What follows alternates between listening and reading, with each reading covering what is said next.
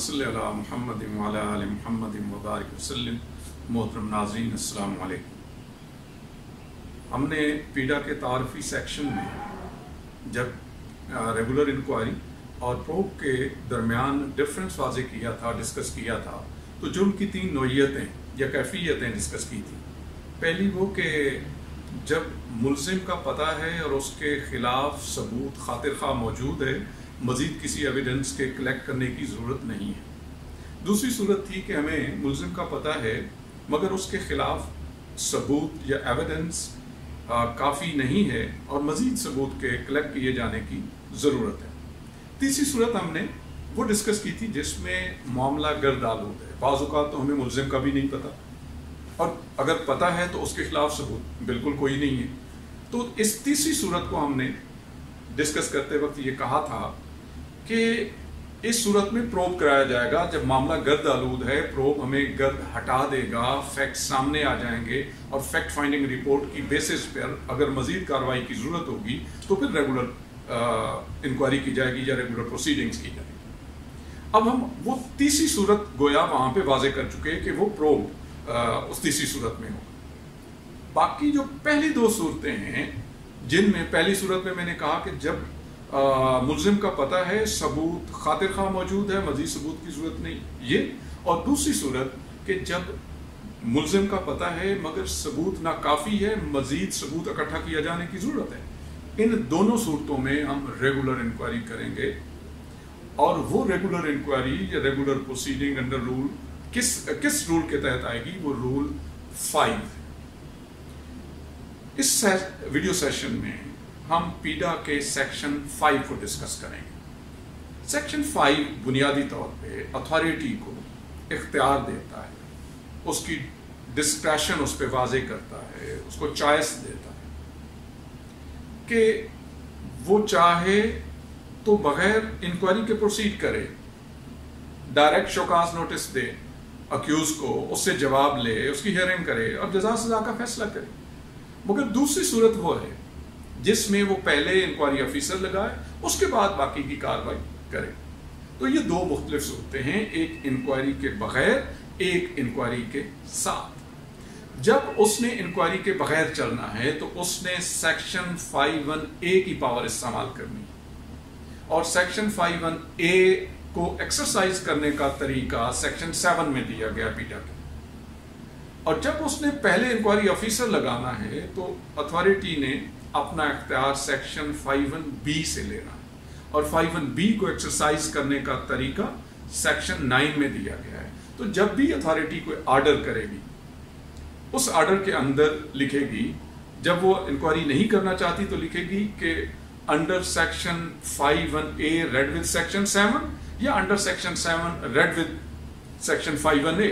और जब इंक्वायरी करवानी है तो अपने ऑर्डर में अपनी पावर लिखेगी जहां से ले रही है कि under section 51B read with section 9 और under section 9 read with 51B।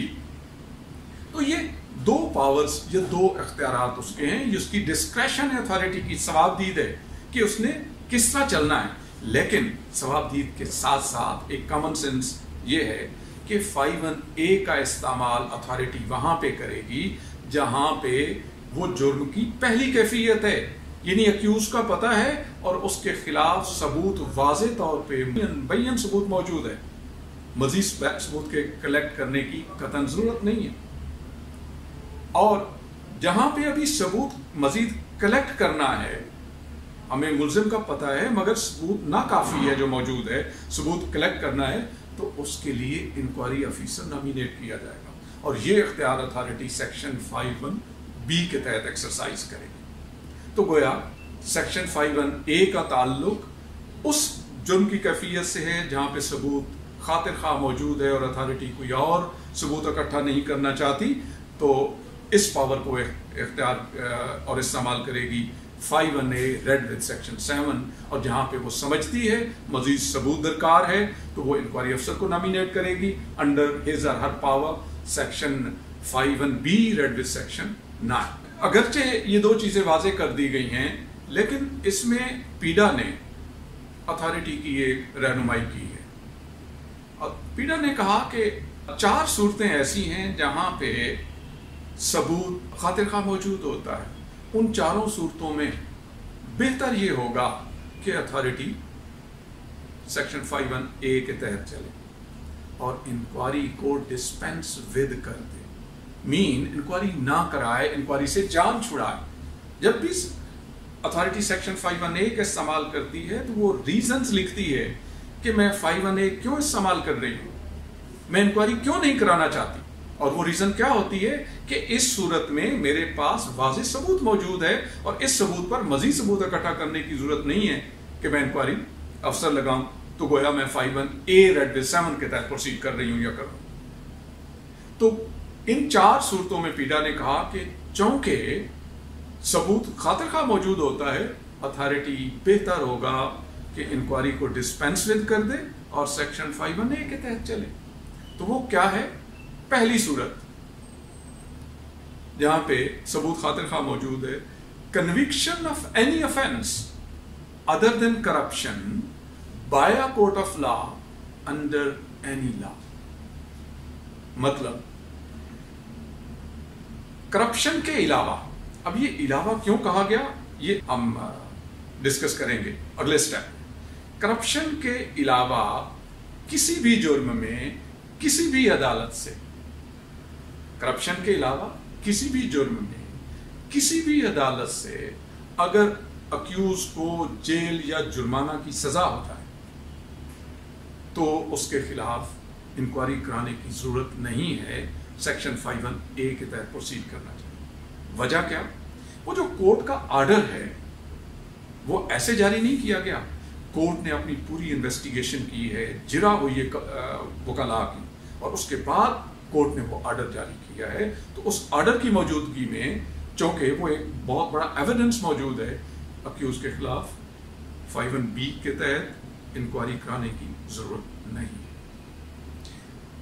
دوسری صورت، absence from duty without prior approval of leave. جب بندہ کوئی ایبسنٹ ہوتا ہے تو پورے آفس کو پتا ہوتا ہے کہ فلاں ایبسنٹ ہے، حاضری رجسٹر بتا رہا ہوتا ہے کہ وہ ایبسنٹ ہے. تو ایبسنس پر انکوائری کرانے کا کوئی تک نہیں بنتا کہ یہ دیکھا جائے واقعی یہ ایبسنٹ تھا. تو اس لیے ایبسنس فرام ڈیوٹی پر بھی اتھارٹی کو پیڈا نے ایڈوائز کیا کہ وہ سیکشن 51A کے تحت پروسیڈ کرے، یعنی انکوائری کو ڈسپینس ود کر دے، انکوائری کو ڈسپینس ود کر دے، انکوائری سے جان چھوڑے. تیسری صورت پیڈا نے کہا جہاں پہ جس کو پیڈا نے خاطر خواہ ثبوت میں لیا، تجویز کیا کہ اتھارٹی انکوائری نہ کرائے، وہ ہے availability of sufficient documentary evidence against accused, کہ اکیوز کے خلاف خاطر خواہ دستاویزی ثبوت موجود ہے. مثلا مالی بدعنوانی کا معاملہ ہے، ڈاکیومنٹس جو ہیں وہ بتا رہے ہیں کہ اس کے سائن ہیں اور سارا پروسیس اسی کے ہاتھوں سے ہو رہا ہے، تو کوئی ضرورت نہیں ہے اس کے خلاف انکوائری کرانے کی. اب ایک میں مثال دیتا ہوں، سیکریٹریٹ میں ہر آرڈر سیکشن افسر کرتا ہے، چاہے وہ چیف سیکریٹری کی ٹرانسفر کیوں نہ ہو، پوسٹنگ کیوں نہ ہو، وہ آرڈر سیکشن افسر نے کرنا ہوتا. مگر سیکشن افسر کا یہ اپنا اختیار نہیں ہے کہ وہ آرڈر کرے. آرڈر کمپیٹنٹ اتھارٹی کی اپروول کے بعد وہ کرتا ہے. ایک 17 گریڈ کے بندے کو اگر اس نے ٹرانسفر کرنا ہے سیکشن افسر نے، تو وہ پہلے اس کی متعلقہ اتھارٹی، زیادہ تر وہ متعلقہ ایڈمنسٹریٹو سیکریٹری ہوتا ہے. اگر سیکریٹری کی اپروول فائل پہ موجود نہیں ہے اور کسی انڈیویجول کو سیکشن افسر نے ٹرانسفر کر دیا، اس کے آرڈر جاری کر دیے، یہ اس کے خلاف ڈاکیومنٹری ایویڈنس ہے کہ اس نے مس کنڈکٹ کیا، اس نے انیفیشنسی کی. اس پر اس کے خلاف ریگولر انکوائری کرانے کی یا سیکشن 51B ریڈ سیکشن 9 کے تحت اتھارٹی کو اپنا اختیار استعمال کرنے کی ضرورت نہیں ہے. یہاں پہ اتھارٹی پیڈا یہ کہتا ہے کہ 51A کے تحت. ان 3 صورتوں کے علاوہ جو بین صورتیں ہیں پیڈا نے واضح کر دی ہیں. ایک چوتھی صورت یہ ہے کہ کوئی ایسی صورت جہاں پہ اتھارٹی یہ سمجھے کہ نہیں، یہ ثبوت میرے پاس واضح موجود ہے، مجھے مزید ثبوت کی ضرورت نہیں ہے، مجھے مزید انکوائری کی ضرورت نہیں ہے، مجھے مزید ایویڈنس اکٹھا کرنے کی ضرورت نہیں ہے، تو میں 51A کے تحت پروسیڈ کروں گا. تو اتھارٹی 51A کے تحت پروسیڈ کر سکتی ہے. تو یہ 4 پوائنٹس ہیں جو ہمیں پیڈا نے بتائے کہ ان پر اتھارٹی کو ترجیحاً 5(1)(a) کے تحت چلنا چاہیے. باقی اس کی ثوابدید ہے، ان پر بھی وہ چاہے تو انکوائری کروا لے، لیکن پیڈا نے اس کو ریکمینڈ کیا. اب ہم نے دیکھا چاہے اتھارٹی 5(1)(a) ریڈ بل سیکشن 7 کے تحت چل رہی ہے، 5(1)(b) سیکشن 9 کے تحت چل رہی ہے، دونوں صورتوں میں اتھارٹی ایک ڈاکیومنٹ سائن کر رہی ہے. 5(1)(a) ریڈ بل 7 کے تحت وہ شوکاز نوٹس اکیوز کو دے گی. سیکشن 5(1)(b) ریڈ بل سیکشن 9 کے تحت وہ ایک انکوائری آرڈر جاری کرے گی. وہ شوکاز نوٹس، وہ انکوائری آرڈر دونوں ڈاکیومنٹ ہیں. یہ یاد رکھنا چاہیے کہ دونوں صورتوں میں چاہے وہ شوکاز نوٹس ہے چاہے وہ انکوائری آرڈر ہے، اس پہ سائن کسی ماتحت کے نہیں ہوں گے، کسی سیکشن افسر کے اتھارٹی نہیں کروا سکتی. سگنیچر ڈاکیومنٹ پر اتھارٹی کے اپنے ہوں گے، چاہے شوکاز ہے چاہے وہ انکوائری آرڈر ہے. تو ان دونوں صورتوں میں ایک اور بات ہمارے سامنے آئی کہ چاہے اتھارٹی 5(1)(a) کے تحت پروسیڈ کر رہی ہے چاہے 5(1)(b) کے تحت، اکیوز کو ہر صورت میں ڈیفنس کا موقع مل رہا ہے.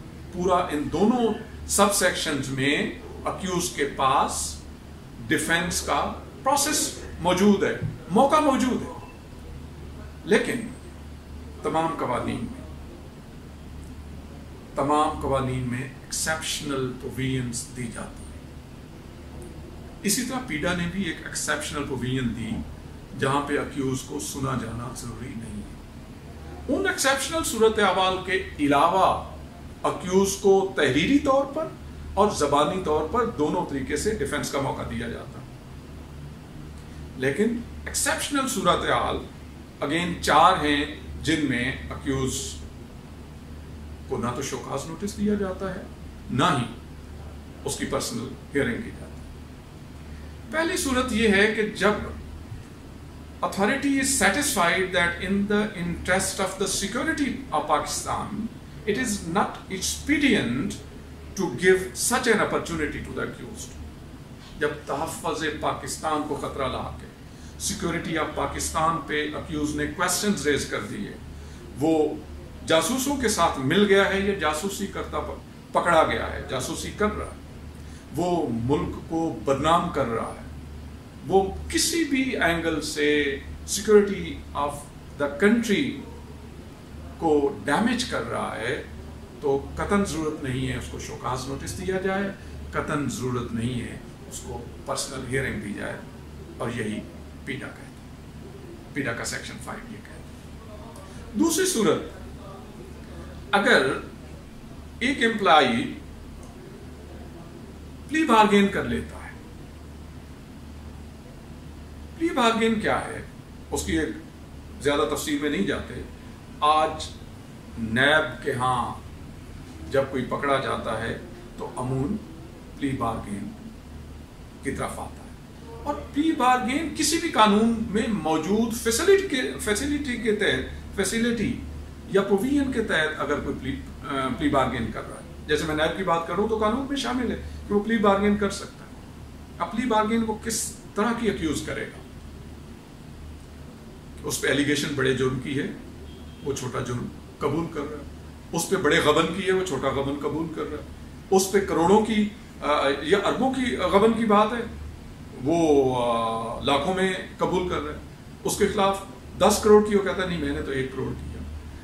بھلے اتنی اس پر ثابت نہیں ہو رہی جتنی اس کے خلاف ایلیگیشن ہے، مگر وہ مان تو رہا ہے کہ میں نے تو 1 کروڑ کی، بھلے وہ 1 پیسے کی مان لے. تو یہ پلی بارگین میں جتنی بھی وہ مانتا ہے یا کوئی اور اس کی ٹرمز اینڈ کنڈیشن نیگوشیٹ کرنے کے بعد اگر وہ مانتا ہے کہ میں نے اتنی کرپشن کی ہے اور وہ تیار ہو جاتا ہے اس کو ریٹرن کرنے کے لیے، تو کیا ہوا؟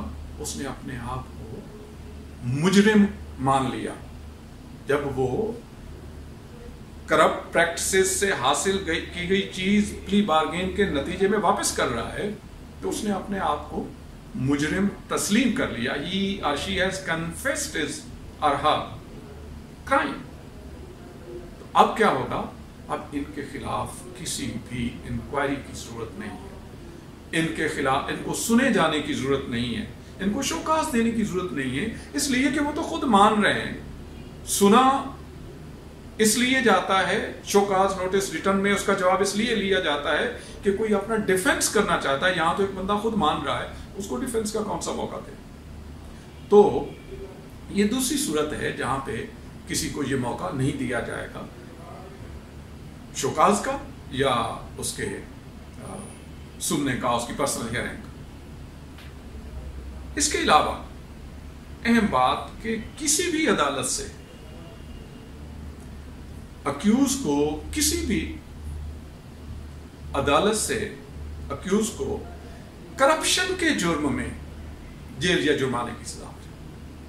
اب پہلے آپ کو یاد جہاں پہ ہم نے کہا کہ اس کی انکوائری کی کوئی ضرورت نہیں ہے، اس کی صرف 5(1)(a) کے تحت چلنے کی ضرورت ہے، جہاں پہ کرپشن کے علاوہ کسی بھی عدالت سے جیل یا جرمانہ کی سزا ہو جائے کسی بھی جرم میں کرپشن کے علاوہ، تو اس میں کیا تھا کہ اس کو شوکاز دینا بنتا ہے، 5(1)(a) کے تحت چلنا بنتا ہے. یہاں پہ ہے اگر کسی اکیوز کو کسی بھی عدالت سے کرپشن کے جرم میں جیل یا جرمانہ کی سزا ہو جائے تو اس کو نہ شوکاز دینے کی ضرورت ہے نہ اس کی پرسنل ہیئرنگ کرنے کی ضرورت ہے، اس کو سروس سے نکالنا ہے. یہ بھی ایکسیپشنل صورتحال. چوتھی جو پیڈا نے ہمیں ایکسیپشنل صورتحال بتائی جس میں اس کو شوکاز دینے کی یا اس کو کی پرسنل ہیئرنگ کرنے کی قطعاً کوئی ضرورت نہیں ہے، وہ ہے اگر وہ تقریب کارانہ سرگرمیوں میں انوالو ہے. وہ تقریب کارانہ سرگرمیاں، اس کی ایکسپلینیشن بڑی ہو سکتی ہے، لیکن موٹی سی بات کہ دہشت گردی کرتا ہے، دہشت گردوں کے ساتھ رابطہ رکھتا ہے، اس کے پاس ناجائز اسلحہ پایا گیا ہے، بارود پایا گیا ہے، وہ توڑ پھوڑ کی بات کرتا ہے، وہ جلاؤ گھراؤ کی بات کرتا ہے، وہ جلسوں میں تقاریر اکسانے والی کرتا ہے، ملک و قوم کے خلاف کرتا ہے، موجودہ حکومت کے خلاف کرتا ہے، تو اس کو ہم سبورسیو ایکٹیویٹی کہیں گے. اور یہ 4 صورتیں وہ ہیں جن میں پیڈا نے کہا کہ اتھارٹی کو نہ تو شوکاز دینے کی ضرورت ہے نہ پرسنل ہیئرنگ کرنے کی ضرورت ہے. تو اس طرح ہم نے سیکشن 5 کو مکمل کیا، جس میں ہم نے ڈسکس 3 چیزیں بنیادی طور پہ کی کہ سیکشن 5 کے 2 سب سیکشنز ہیں.